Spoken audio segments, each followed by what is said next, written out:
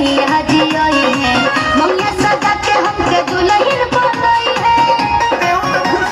नहीं अब भेंट होई नहीं मुलाकात नहीं बात होई फिर अब सच के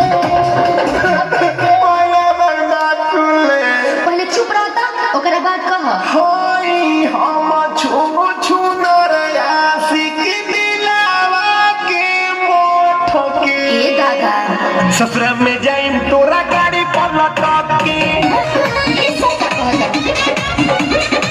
ससुरा में जाइम तोरा गाड़ी पर लटक के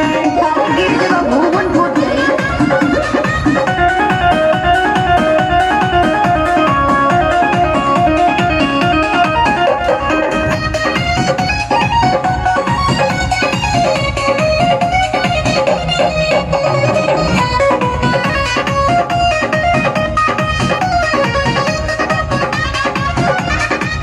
हम तो जाए बडोली करके ससुरा सैया जी रहिए साथ साथ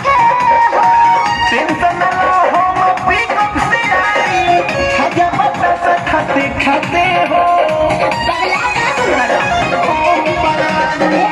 हम तो जाए बडोली करके ससुरा